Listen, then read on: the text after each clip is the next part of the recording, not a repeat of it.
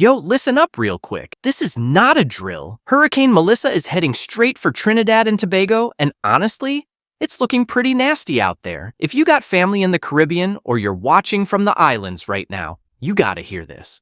We're talking about a serious storm that could mess things up big time. So grab your phone, share this with your people, and let's break down everything you need to know right now. What's good, everyone? Before we get into it, listen, I'm getting my info straight from the National Hurricane Center and the Trinidad and Tobago Meteorological Service. No cap, no clickbait, just the real deal, because when it comes to hurricanes, we ain't playing around.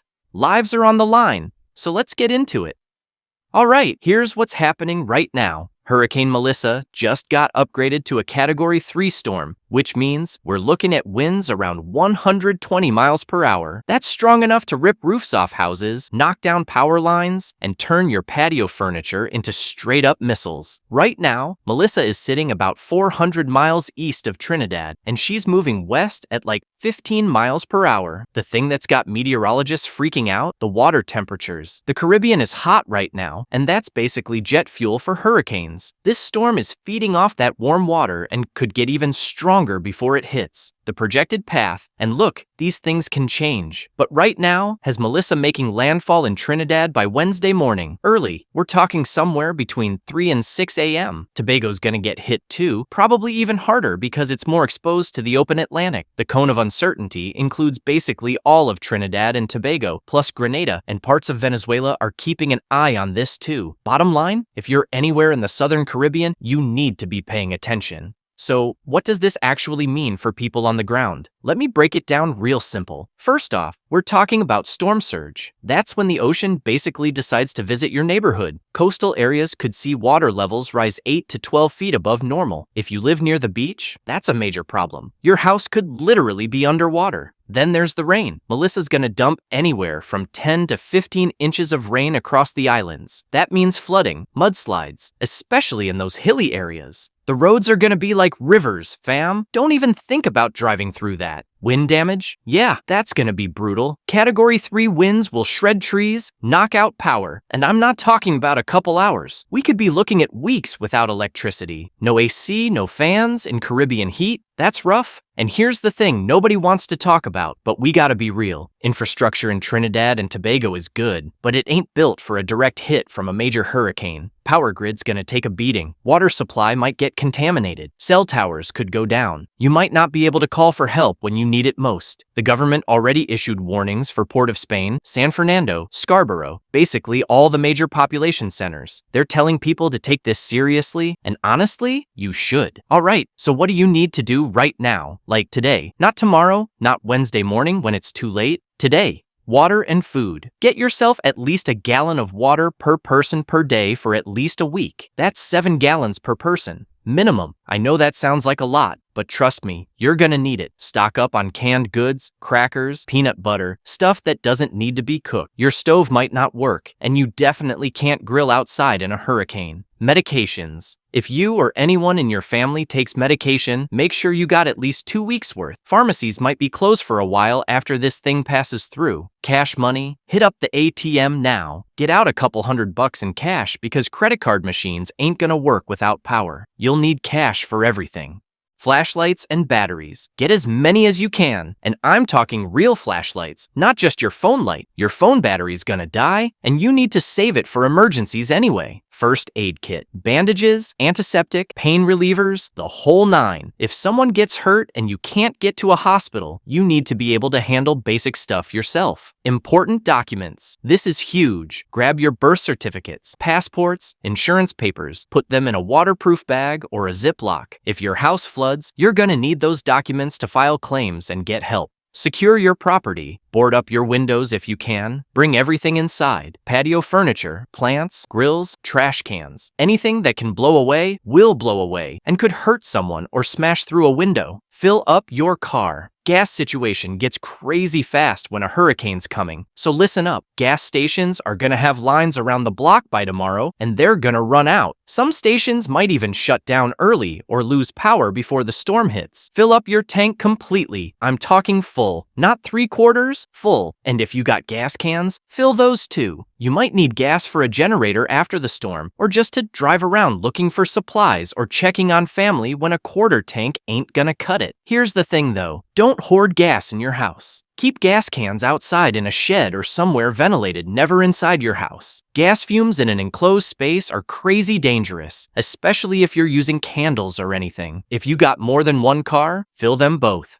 Having a backup vehicle with a full tank is clutch if something happens to your main ride. And check your car's emergency kit while you're at it. Make sure you got a spare tire that's actually inflated, jumper cables, a basic toolkit. If you gotta evacuate in the middle of the night and your car breaks down, you're gonna wish you checked this stuff. Charge everything. This is simple, but people forget. Charge every single device you own. Phones, tablets, laptops, portable chargers, power banks, battery banks, everything. Get them all to 100%. If you don't have portable chargers, go buy some right now. Get the biggest ones you can afford. A 20,000 milliamp hour power bank can charge your phone like 4 to 5 times. You want at least one per person, more if you can swing it. Here's a pro tip. Charge your power banks. Then when the storm's coming, turn your phone on airplane mode to save battery. You don't need to be scrolling Instagram during a hurricane anyway. Save that battery for actual emergencies. Car chargers. Make sure you got USB car chargers so you can charge your phone from your car if needed. Your car becomes a backup power source. If you got a laptop, charge it up. Even if you can't get Wi-Fi, you can use it to watch downloaded movies or keep kids entertained. And it can charge your phone in a pinch. Rechargeable batteries for your flashlights and radios. Charge them all up. If you got a solar charger, even better, but those are kind of slow, so don't depend on them as your only option. E-readers, Nintendo Switch, tablets for the kids, charge everything. When you're sitting in the dark for days with no power, you're gonna want something to do. Download movies, shows, games, books, whatever while you still got internet. Evacuation info extended. Now, if the government tells you to evacuate, you gotta go. I don't care if you've lived there your whole life and never evacuated before. I don't care if your house survived every other storm. To his ain't the time to be stubborn or prove how tough you are. Here's the real talk. People die in hurricanes because they think they can ride it out. They think, oh, I'll be fine. I got a concrete house. But then the storm surge comes, and suddenly there's 10 feet of water in your living room and you're trapped. Or a tree falls on your roof.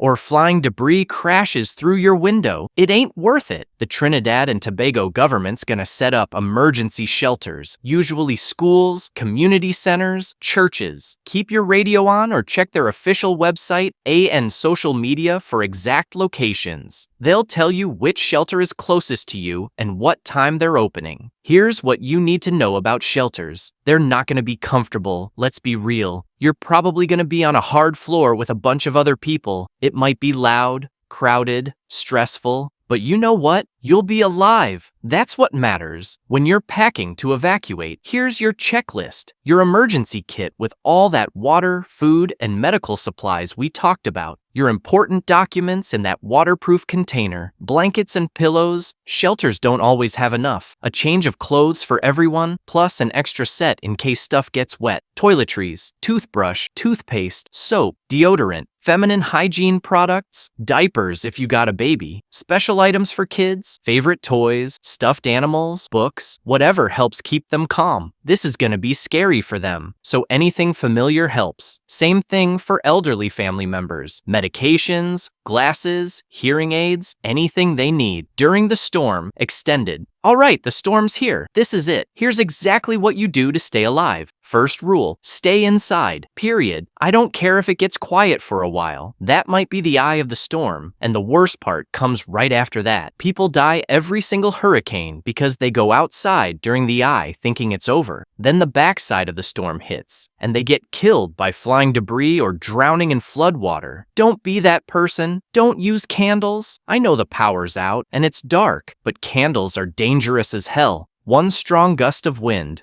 or stuff falling, and suddenly you got a fire on your hands. Use flashlights and lanterns only. Fire departments can't respond during a hurricane. You're on your own if your house catches fire. Where to get official updates. Extended.